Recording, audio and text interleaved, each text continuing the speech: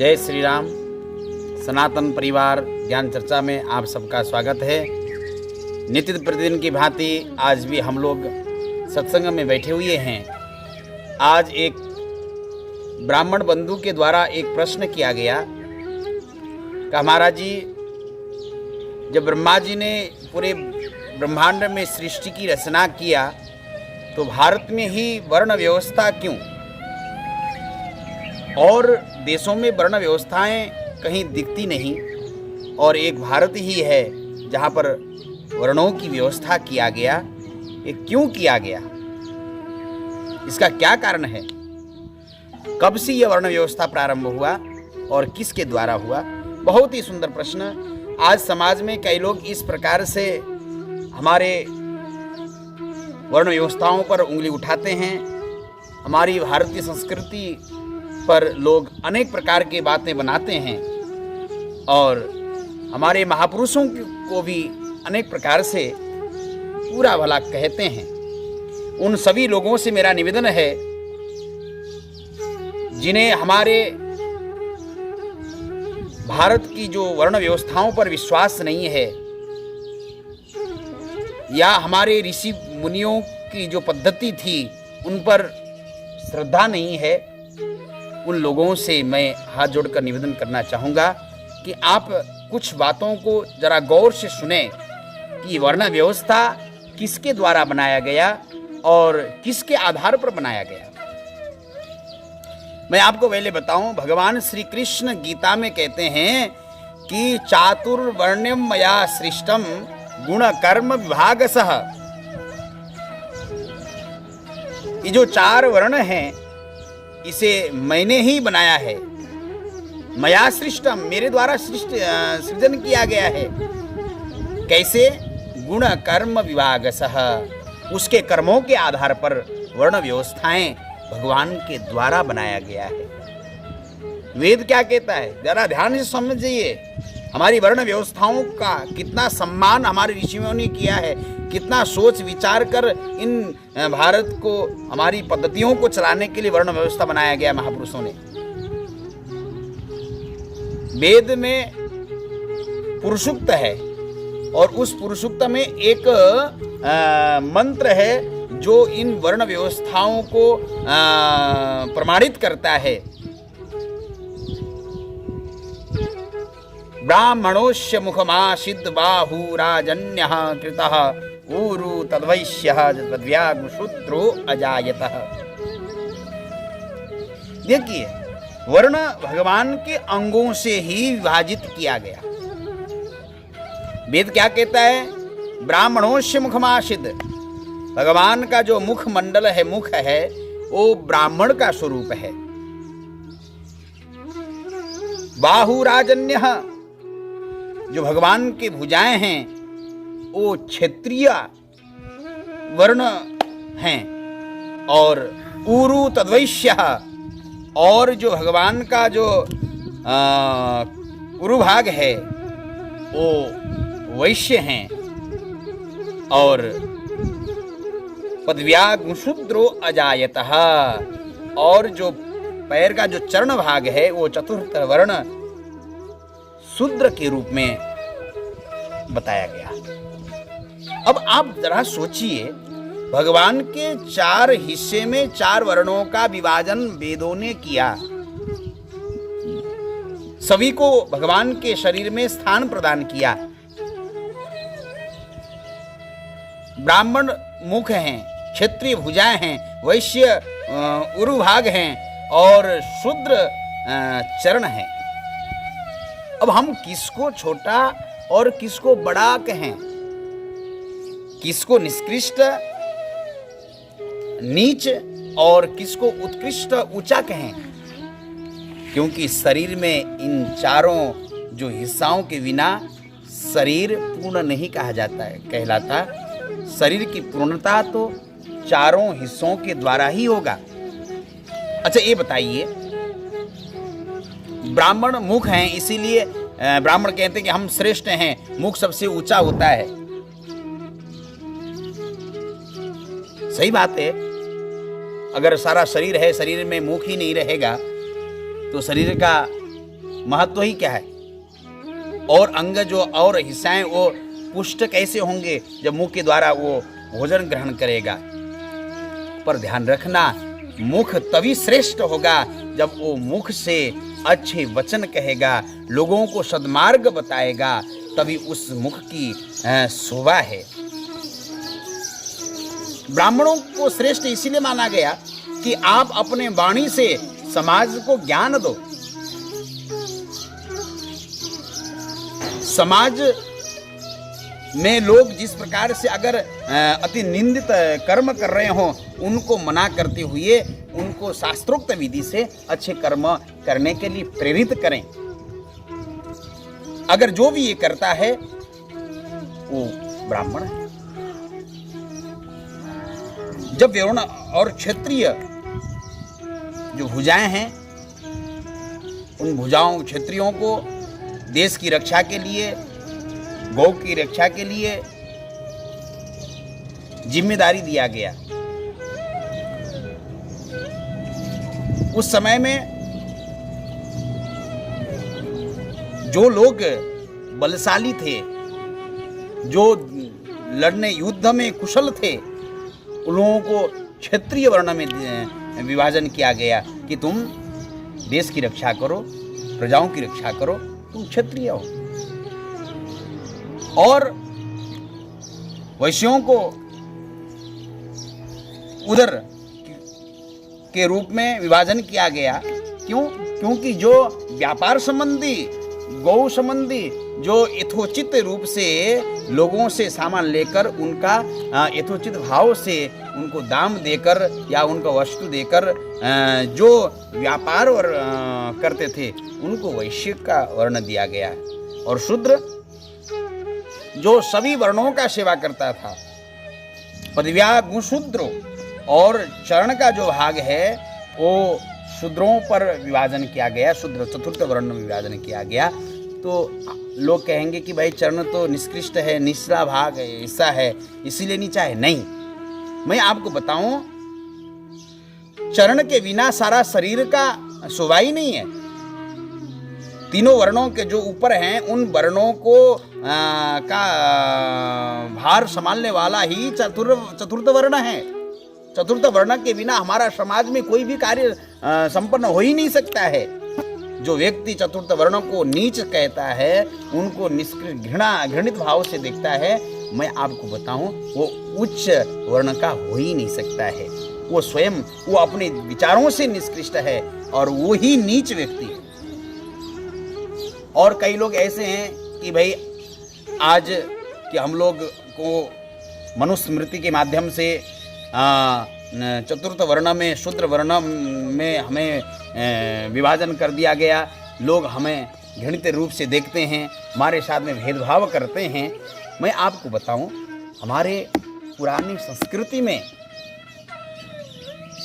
इस प्रकार से भेदभाव किसी ने न किया, न ये सिद्धांत थी। मैं आपको बताऊं, जब से यह समय परिवर्तन होता आया, जब ये भारत गुलाम हुआ, उसके बाद अंग्रेजों ने जब हमारे भारत में शासन किया, उन्होंने हमें वर्ण व्यवस्था को ध्वस्त करने के लिए हमें जातियों पर विभाजन करके हमारे ऊपर जातियों के आधार पर फूट डालकर उन्होंने राज किया।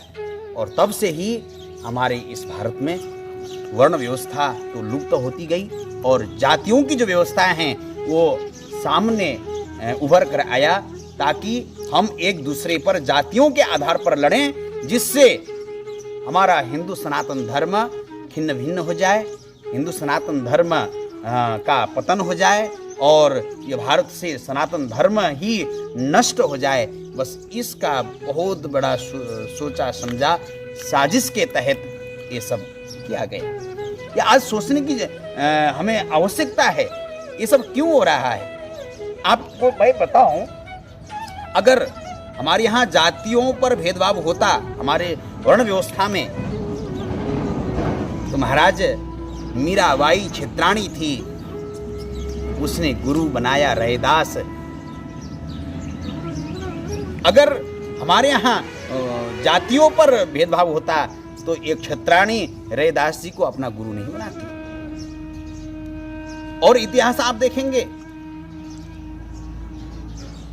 महाराज भगवान श्री राम सविरी के कुटिया में जाकर उसके जूठे बैर खाते हैं, और जो परमात्मा परब्रह्म है, नारायण है, जिसने वर्ण व्यवस्था बनाया, वो स्वयं एक सवेरी भिलन के यहाँ कुटिया में जाकर जूठा बैर खाता है। वहां पर वो जातियों पर ध्यान नहीं देता, वो तो भाव को देखता है, वो आपके कर्मों को देखता है। कर्मों पर वर्ण व्यवस्थाएं बनाए गए। महाराज विश्वामित्र क्षत्रिय थे और उन्होंने अपने कर्मों से, उन्होंने अपनी तपस्या से, और वो क्षेत्रीय राजर्षि ब्रह्मर्षि बन गए। ऐसे कई महापुरुष हैं। वाल्मीकि जी एक बहेलिये थे। उनका जीवन जीव जंतुओं को मारना आदि, शस्त्र आदि चलाना, ऐसा कार्य था। पर उनके बाद में अच्छे कर्मों से उल्टा नाम जपत जग जाना, भय वाल्मीकि ब्रह्म समाना। वो वाल्मीकि बहेलिये एक बहुत बड़े ऋषि हुए, जिन्होंने रामायण की रचना की, और आज सब वाल्मीकि जी महाराज के द्वारा लिखी गई रामायण को पढ़कर उनको अपना आदर्श बनाते हैं, उनको श्रद्धा से नमन करते हैं। ये जातियों की व्यवस्था पर जो आज हम लोग एक दूसरे को नीचा कहकर, या हम स्वयं अपने आप को नीचा समझ रहे हैं, ये हमारा भूल है। इसे हमें मिटाना होगा भारतवर्ष से।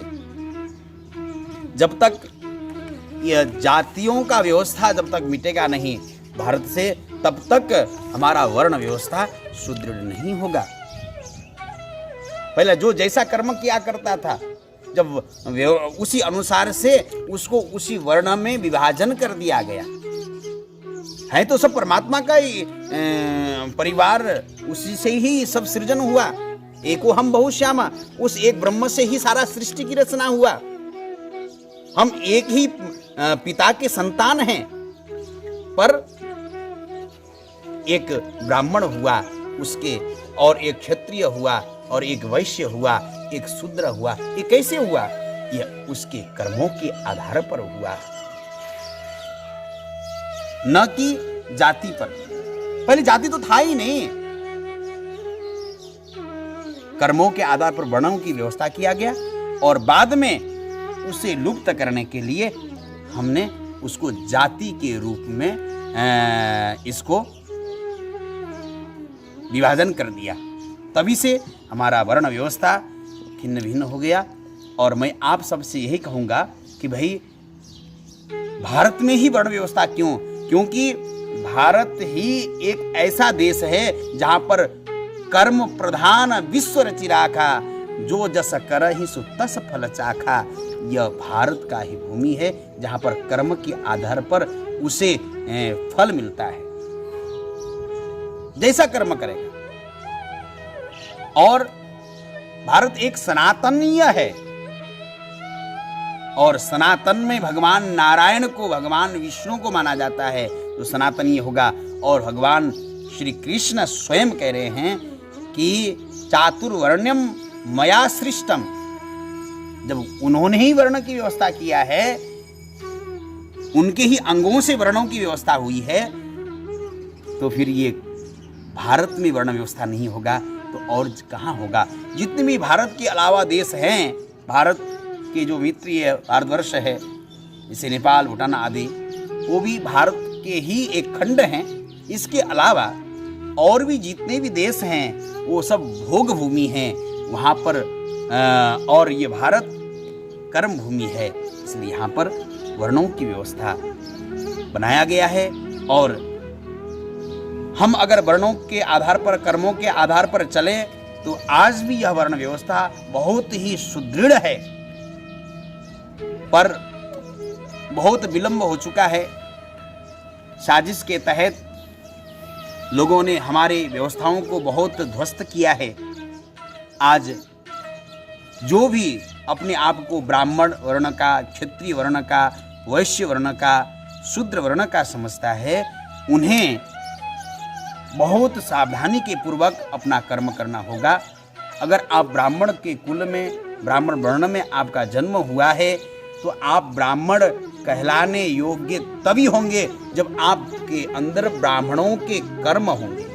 नहीं तो आप ब्राह्मण, ऊंचे कुल में जन्म लेने से ही वो ऊंचा नहीं होता, उसके कर्म भी ऊंचे होने चाहिए।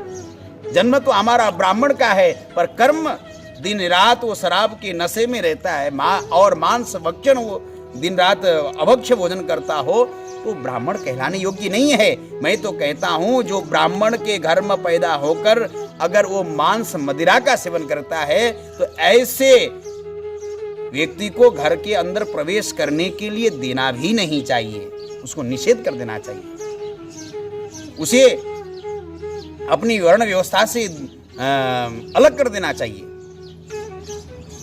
क्षत्रिय वो है जो देश की रक्षा करे, समाज की रक्षा करे।